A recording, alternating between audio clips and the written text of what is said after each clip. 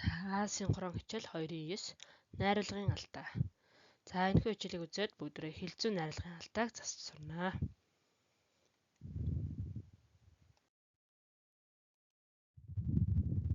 За эхлээд найруулга гэж юу вэ гэдэг сэргийн саний. За найруулга гэж юу вэ? Найруулга гэдэг бол түүхэн урт хугацааны турш тодорхой үүрэгтэй бүрэлдэхүүн тогтсон тухайн хэлнийхээ өвөрмөц онцгийг тусгасан дэг жаяг хэм хэмжээтэй хэлний нэгжүүдийг аль болох зохистой хэрэгжилж хэлний хэрэглүүрийг зөв сонгосон илэрхийлэх санааг товч ойлгомжтой тодорхой өгүүлсэн хэлний дотоод нэгдэл бүхий тогтолцоог найруулга гэдэг.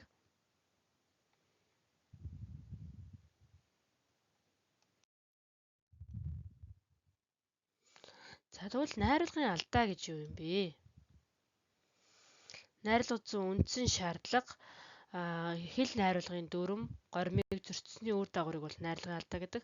Өөрөөр хэлэх юм бол тухайн яриа бичвэрийг сонсогч, уншигч хүлээн авч ойлгоход ямар нэг хэмжээгээр саад учруулж, эргэлзээ гайхшрал төрүүлж, унших явцыг алдагдуулж, уншигчийн анхаарлыг сарниулж буй дотоод зөрчил бүхий нэг эсвэл хэд хэдэн үгийг бол найруулгын алдаа гэж хэлдэг байна. За найруулгын алдаа дотор нь хэлний ба хэлний бус алдааг нь. За хэлний алдаанд бол үгийн сангийн алдаа, хэлцүүн алдаа мардаг. За үгийн сангийн алдаа болохоор үг сонгохын алдаа, үг сонголтын бус алдаа гэсэн байдлаар ангилдаг. За хэлцүүн алдаанд бол үг зүйн алдаа, өгүүлбэр зүйн алдаа хамаарна. За хэлний бус алдаанд бол баримтын алдаа, баримтын бус алдаануудыг бол хамруулж ойлгодог. За бүгдээрээ хэлцүүн алдааг дэлгэрүүлж цааш нь тайлбарлая.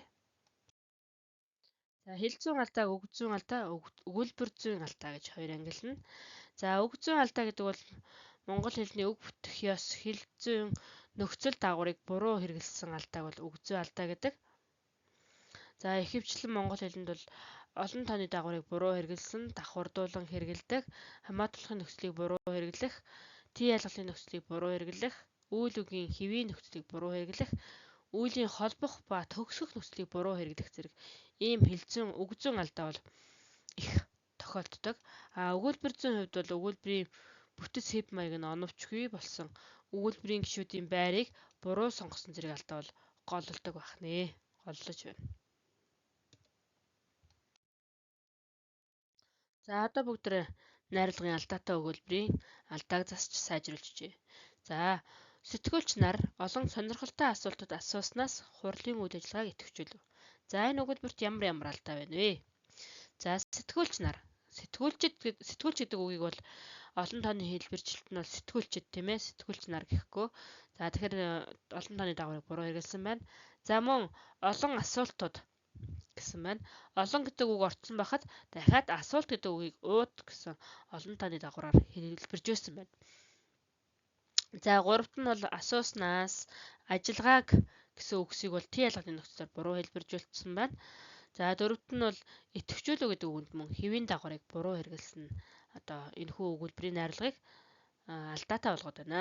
За хэрвээ засаж бичвэл сэтгүүлчид олон сонирхолтой асуулт асууснаар хурлын үйл ажиллагаа идэвхжив гэж засаж найруулж болох нэ.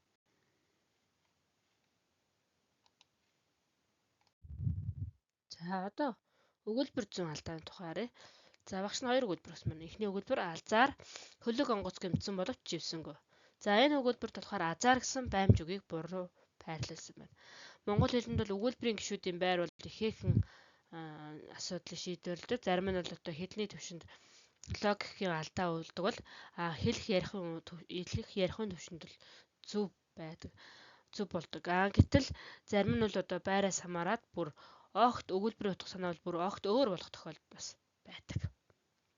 За тэгэхээр энэ өгүүлбэрүүд хөлөг онгоц гэмтсэн боловч азар живсэнгүй гэх байдлаар хэрвээ байрлуулах юм бол өгүүлбэрийн утга санаа зөв болж байна. За дараагийн өгүүлбэр. 7 сарын 11-нд Сүхбаатарын талбайд баруун зүүн төв гэсэн 3 тавцан засаж ардын урлагийнхны тоглолт бол гэсэн үг. За энэхүү өгүүлбэрийн хувьд бол зэрэгцэн нийлмэл өгүүлбэр байна. Гэхдээ өгүүлбэрийн одоо өгүүлбэрийн хэв маягийг буруу сонгосон байна. Хэрвээ бид нэр зөвөр найруулж бичих юм бол 7 сарын 11-нд ардын урлагийнхны тоглолт болох бөгөөд Сүхбаатарын талбайд баруун зүүн гэсэн 3 тавцан засжээ гэвэл илүү ойлгомжтой болж байна.